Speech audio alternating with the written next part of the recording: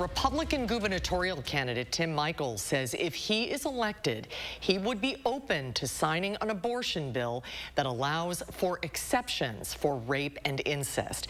That is a different stance than the one he shared his entire campaign, including this frequently cited soundbite from June. My position is an exact mirror of the 1849 law as well, which has an exception for life of the mother. But you wouldn't support exceptions for rape or incest? That's correct. Michels seemed to change his stance after being asked about the topic today on the Dan O'Donnell radio show. Take a listen. We are banning abortion in Wisconsin, but there will be exceptions for rape or incest. Would you sign it? Yes, I would sign that bill. And if the people, in this case the legislature, brought a bill before me, as you just stated, I would sign that. So how will this move impact the abortion issue on the campaign? Our political reporter Will Keneally spoke to an expert today about that. Will? So when we sat down with political expert Mordecai Lee, he says that it makes sense that Michels may take this position on abortion, especially if he sees polling that indicates that he needs to make a change.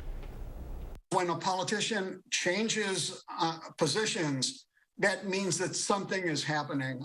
And UW-Milwaukee professor emeritus Mordecai Lee says polling could be driving that. I think what this is telling us is that the attack commercials against Michels for his abortion position was making a difference. Which is why Michels says he's open to signing a bill that creates new exceptions for rape and incest. Speaking on conservative talk radio this morning. His campaign was quick to point out, though, he holds more conservative views personally. He personally does not support rape or incest exceptions, but would sign that bill. That change, though, may appeal to voters who are economically conservative but socially liberal.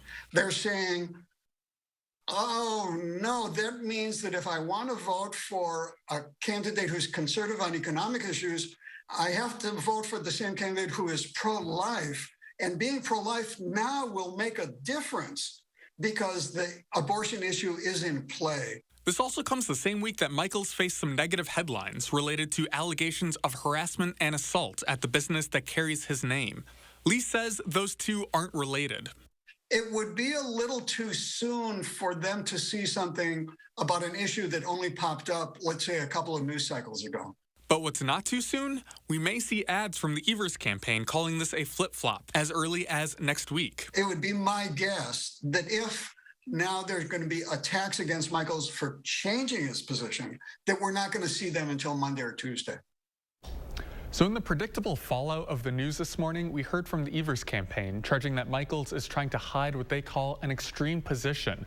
The Michels campaign fired back, though, saying that Evers' vetoes of Republican legislation this past year make him the extreme one on abortion.